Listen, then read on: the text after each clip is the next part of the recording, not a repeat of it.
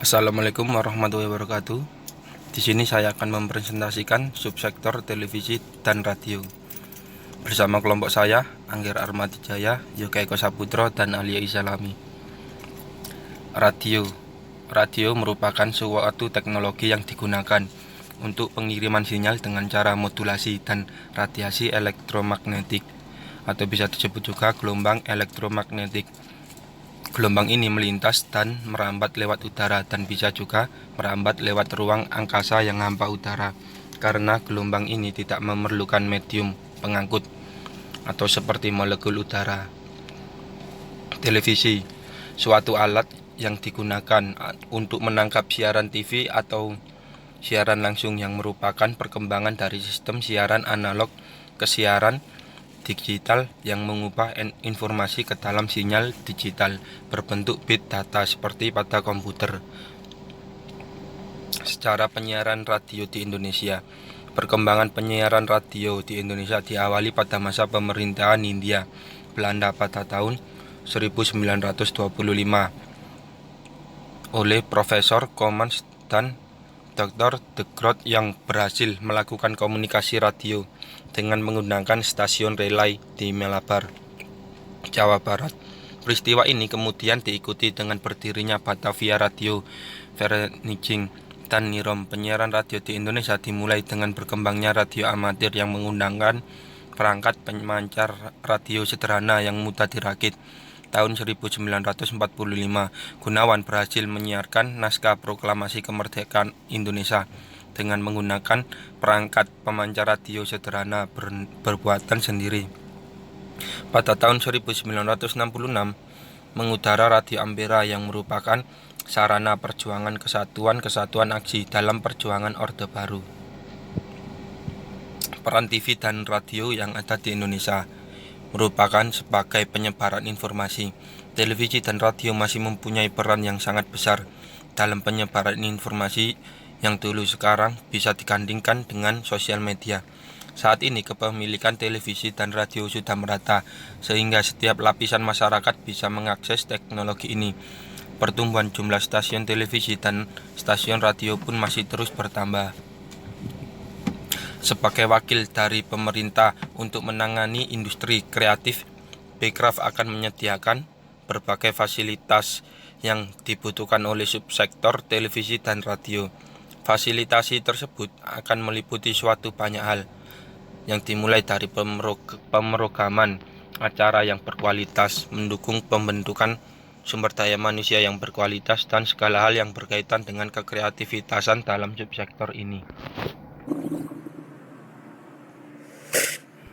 Ya, di sini adalah data bisnis TV dan radio.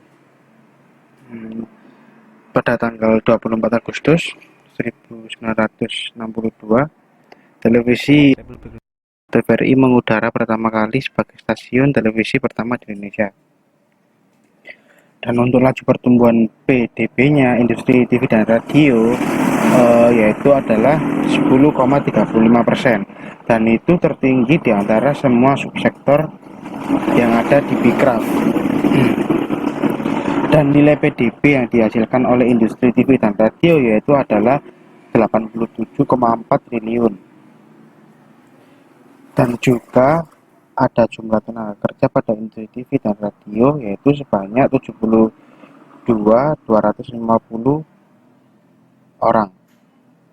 TVRI menyiarkan secara langsung pembukaan Asian Games pada tahun 1962 yang berlangsung di Stadion Utama Gelora Bung Karno, Jakarta.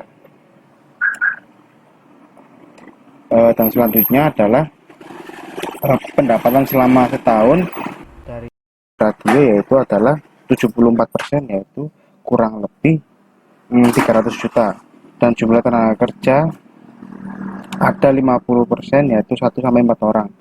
Seiring dengan perkembangan teknologi, masyarakat mulai disuguhkan oleh alternatif hiburan selain TV dan radio, yaitu adalah seperti YouTube, over the top atau yang disebut OTT, dan platform video lainnya. Namun ternyata hal ini tidak menurunkan minat masyarakat Indonesia dalam menonton televisi seperti itu. Dan juga ada dari data Badan Pusat Statistik atau BPS mencatat bahwa pada tahun 2017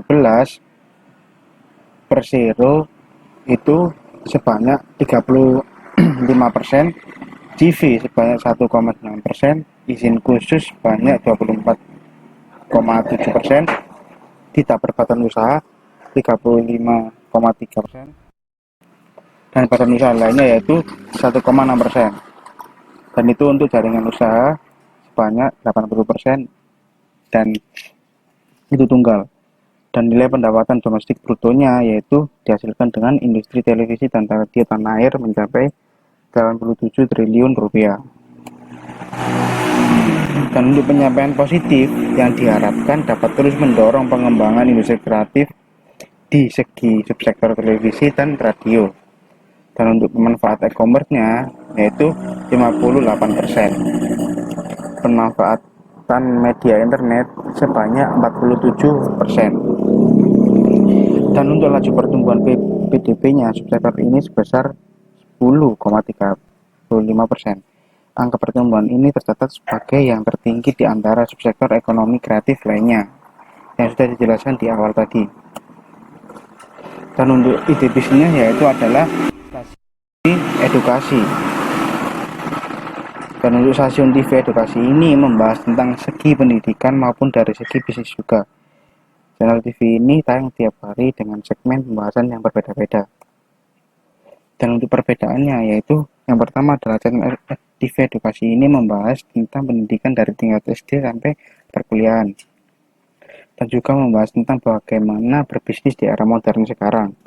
Yang kedua adalah mudah dipahami dan pemeran atau narasumbernya selalu ganti tiap segmennya. Yang ketiga adalah memanfaatkan dunia pertelevisian untuk beredukasi tentang bagaimana cara membangun bisnis dan pendidikan. Sebab channel TV ini ingin memberikan hal yang berbeda, karena edukasi dari seminar maupun media sosial tidak terlalu banyak dan terlalu mainstream. Jadi channel TV edukasi ini itu ingin sesuatu yang berbeda. Jadi dalam segi pendidikan, dalam segi pembangunan bisa disiarkan di televisi ini seperti itu dan mudah dijangkau oleh seluruh kalangan seperti itu. Lalu, selanjutnya adalah tujuan dan manfaat channel TV edukasi. Tujuannya adalah memberikan pengetahuan ilmu edukasi secara menyeluruh dengan mudah dipahami. Lalu, mampu memberikan motivasi kepada kalangan muda. Lalu yang terakhir, mampu mendidik kepada penonton menggunakan platform TV edukasi ini. Jadi, nggak ada tuh yang namanya acara TV sampah gitu kan. Jadi dengan adanya channel TV edukasi ini semua bisa belajar dan mendapatkan konten-konten yang menarik dan sangat bermanfaat untuk seseorang yang membutuhkan ilmu. Lalu setelah tujuan ada manfaat. Nah, manfaatnya adalah penonton mampu menikmati acara TV edukasi ini secara baik. Lalu yang kedua, bisa menerapkan dan memulai berproses setelah menonton siaran TV edukasi ini. Lalu, mampu untuk memberikan perubahan dalam segi mindset maupun perilaku. Jadi untuk kelebihan dari channel TV edukasi ini adalah channel TV edukasi ini telah memiliki sistem pengajaran edukasi yang berbeda dengan yang lain, di mana biasanya kebanyakan sistem pengajarannya itu membosankan dan materi yang diberikan itu terlalu banyak, tidak diringkas secara keseluruhan, dan itu membuat pelajar Indonesia yang menonton itu kurang paham atau kurang menarik materi yang disampaikan, jadi membuat anak-anak itu bosan dengan materi yang disampaikan. Tetapi di channel TV edukasi ini berbeda dan mempunyai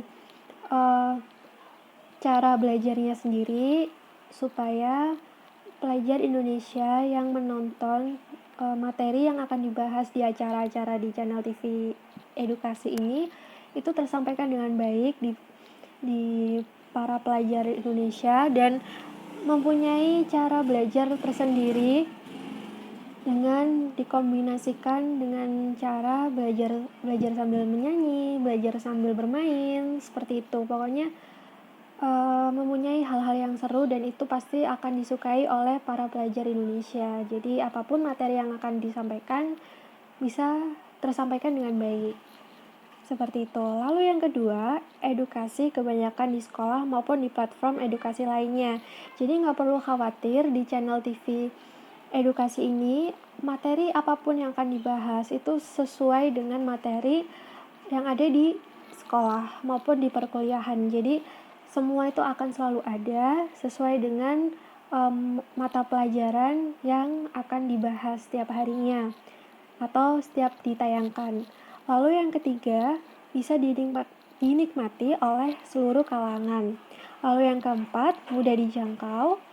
Dan yang kelima, tidak terlalu banyak mengeluarkan biaya. Jadi semua orang bisa belajar di channel TV edukasi ini. Namun di sini channel TV edukasi mempunyai kekurangan. Kekurangannya adalah channel TV edukasi ini kalah saing dengan channel TV lainnya. Karena penonton lebih suka channel TV yang menayangkan serial drama percintaan, film maupun berita. Jadi diusahakan menurut saya channel TV edukasi ini biar tidak kalah saing dengan channel TV lainnya, itu harus memberikan sebuah tayangan kepada penonton atau lebih tepatnya pelajar Indonesia, itu memberikan acara yang semenarik mungkin atau bisa dikombinasikan. Contohnya kalau misalkan penonton suka banget nonton film atau serial drama, bisa kita kombinasikan membuat acara serial drama tetapi diseling dengan materi-materi apa yang ingin dibahas supaya materi itu langsung bisa terserap oleh penonton. Sarannya adalah channel TV edukasi ini harus bisa menarik perhatian penonton dari channel lain untuk menikmati siaran yang ditampilkan dan juga mampu bersaing dengan channel TV lainnya. Nah, sekian dulu dari kelompok kami. Mohon maaf jika ada salah kata. Terima kasih.